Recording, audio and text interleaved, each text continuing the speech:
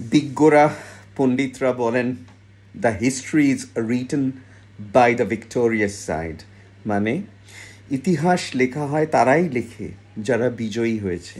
ফলে ইতিহাসে সব কিছু হয়তো সত্যি ঘটনা পাওয়া যাবে না, হয়তো অনেক কিছু লুকিয়ে থাকবে, কারণ বিজয়ীরা সেই জিনিসটা প্রকাশ করতে রাজি হয়নি।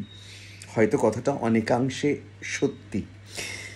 এবার যে কথাটায় আসছে, কিন্তু ইতিহাসকে প্রকাশ করতেই হবে, ইতিহাসকে বারবার ঘুরে ফিরে দেখতে হবে। ইতিহাস, কারণ ইতিহাসই ঘুরে ফিরে আসে এবং ইতিহাস থেকেই আমাদের শিখতে হবে। সবচেয়ে বড় কথা হচ্ছে ইতিহাসের মাধ্যমেই কোনো বিবাদ, কোনো বিভেদের রিকনসিলিয়েশন সম্ভব।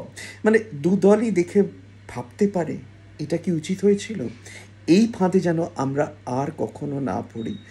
কিন্তু যদি আমরা সেটা সুপ্ত রাখি, কেউ জানতে না পারে, তাহলে যখন আবার সেই ইতিহাস পুনর্রচিত হচ্ছে একইভাবে, তখন কেউ জানবে না যে এই ঘটনাটা অ্যাভয়েড করা যেত, একে এড়ানো যেত। ধরো ইহুদিদের কথা, ওল্ড টেস্টামেন্ট বাইবেলের প্রধান এক চরিত্র হচ্ছে মোজেস এবং তার জীবনী নিয়ে লেখা। 10 কমান্ডমেন্টস আমার জীবনের one of the best movies. আমি খুব অল্প বয়সে দেখি এবং এতটাই মুগ্ধ হই এবং বারবার সেই ছবি আমি দেখেছি। সেই ফারাওদের আমল থেকে, ইজিপশিয়ান ফারাওদের আমল থেকে ইহুদিদের ওপর মানে অমানসিক অত্যাচার করা হয়েছে। নাৎসিদের সময় ভাবো কি না করা হয়েছে। আজকে সেই ইহুদিদের হাতেই হয়তো গাজায় চলেছে এক ধ্বংসলীলা। সব কিছু আমি জানি না, আমার কমেন্ট করা উচিত না, কিন্তু একজন ইহুদি দেখলাম বলছেন যে আমাদের ইতিহাসে এই ধরনের অত্যাচার আমাদের ওপর বারবার করা হয়েছে, তাহলে কিভাবে এই অত্যাচারটা আমরা অন্যের ওপর করতে পারি। সমস্ত ইহুদিদের এটা ভেবে দেখা দরকার। সেজন্য ইতিহাস খুব জরুরি। ইতিহাস থেকে আমাদের শিক্ষা, তাকে চেপে দেওয়া উচিত না। যদি তার মধ্যে কোনো বিকৃতি থাকে, তাহলে সেটা সামনে আসার পর মানুষ আরও গবেষণা করুক, আরও পড়াশোনা করুক, জিনিসটা বেরিয়ে আসুক, কার্পেটের তলায় লুকিয়ে রাখার জন্যে না। এবার সবসময় কি ধর্মের জন্যে বা তার উপরে কি কোনো বিভেদ বা দাঙ্গা হয়? আমি তোমাদের কয়েকটা মজার কথা বলি। আমি যখন ইংল্যান্ডে ছিলাম, যদিও সেটা 1990s শেষের দিকে, তখন ওখানকার বেশিরভাগ মুদিখানা, বিশেষ করে আমি যেসব জায়গায় ছিলাম ব্ল্যাকবার্নে, সেখানে ভারতীয় উপমহাদেশের মানুষ দিয়ে পরিচালিত হয়।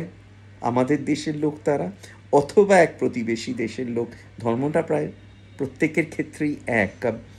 তো আমি একবার কিনতে গিয়ে চমকে গেছিলাম যখন ওই এক মুদিখানার মালকিন, সে তার একই ধর্মের লোক, কিন্তু যেহেতু সে প্রতিবেশী দেশের রাজ্যে, তাকে তার সম্বন্ধে বেশ অপমানজনক, বেশ বিদ্বেষমূলক কথাবার্তা বলছে। এবং সে বলেছিল ওদের নাকি ওখানে দাঙ্গা বেঁধে গেছিল একই ধর্মাবলম্বী লোকেদের মধ্যে, দুই দেশের মানুষ বলে। সত্যি মিথ্যে জানি না, কিন্তু আজকে ধরো অপারেশন সিন্দুরের পরে অনেক মানুষ একই ধর্মের, তারা প্রতিবেশী রাষ্ট্রের ওপর এগেনস্টে অনেক কথা বলছে ভারতবর্ষকে ভালোবেসে, এবং যেটা সবসময় হওয়া উচিত। যেমন ধরো ইরফান পাঠান, যেমন ধরো রাজনৈতিক সার্কেলে ওয়েসি, এদের, অথবা ধরো আজকে মোহাম্মদ সিরাজ যা বল করেছে, এরা কোনোভাবেই যে ধর্মেরই মানুষ হোক কম ভারতবর্ষী, আমার থেকে একাংশ কম ভারতবাসী নয়, এবং এরাও আমাদের গর্বিত হওয়ার মতো এক ভারতবাসী। আমি তো ডাক্তার, আমি তো বিভিন্ন ধরনের মানুষ দেখি, বিভিন্ন ধর্মের, বিভিন্ন কাস্টের।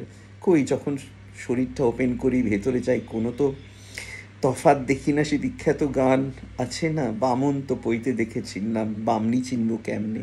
সুতরাং কোনো তো তফাৎ নেই, তারা আমার কাছে আসে, কোনো তফাৎ দেখি না। আমার দিক থেকেও কোনোভাবেই কোনো তফাৎ আসে না তার ব্যবহারে, তাদের প্রতি। তারাও সমানভাবেই ভারতবাসী, আমার দেশের লোকরা। এইখানে এটা বারবার শুধু ধর্মের কথায় চলে আসছে, এখানে কিন্তু একটা অন্য দিক যেটা কেউ দেখছে না। হ্যাঁ, সেটাই আমি আসছি। এই যে ক্ষতটা সৃষ্টি করে গেছিল, সেটা আগে বলি, সেই ক্ষতটা সৃষ্টি করে গেছিল ব্রিটিশরা। গাজাতেও যা ঘটছে, মিডল ইস্টেও যা ঘটছে, তা অনেকটাই বিদেশিদেরই, ব্রিটিশদেরই কারণে। তারাই ওখানে ইসরায়েল রাষ্ট্রের সৃষ্টি করে বসিয়ে দেয় সমস্ত আরব দেশগুলোর মাঝখানে।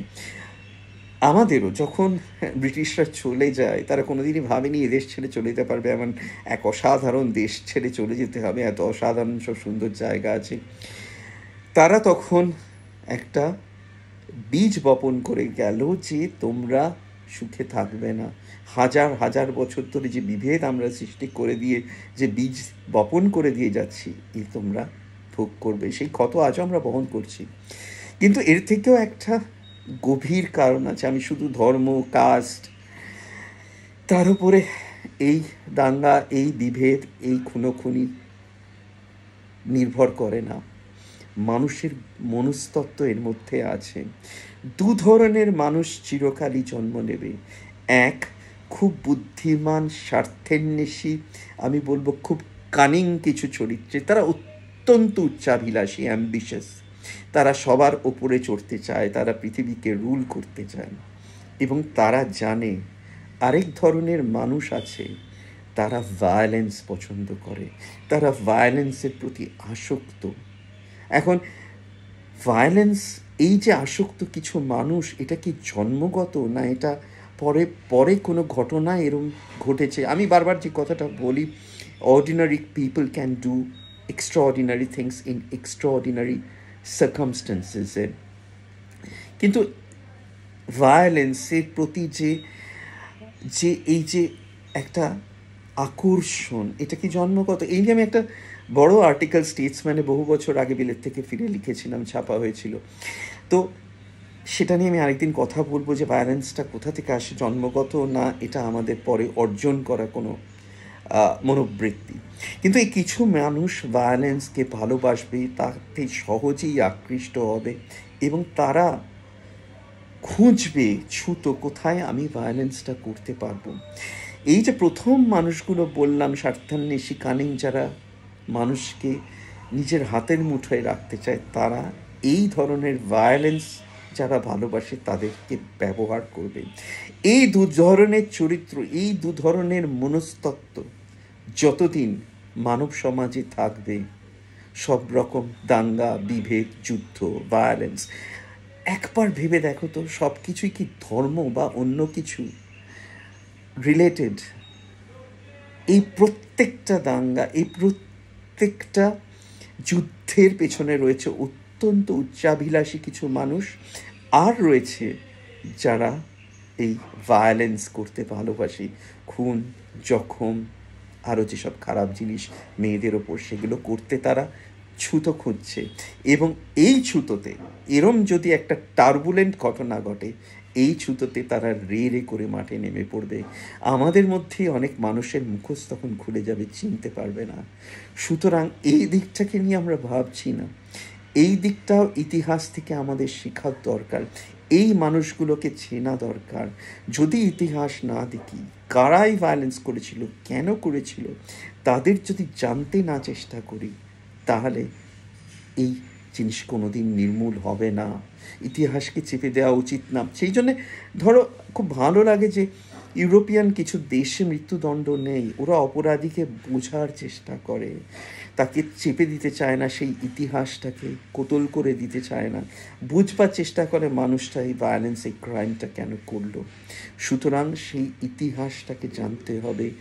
এবং যতদিন এই স্বার্থান্বেষী মানুষ, কিছু মানুষ এবং ভায়োলেন্স প্রিয় কিছু মানুষ জন্মাবে, এবং তারা জন্মাবেই, মানুষ চরিত্রটাই এমন, আমাদের জিনগত গঠনটাই এমন, যখন জন্মাবে তখন এই জিনিসগুলো বারবার ঘটবে।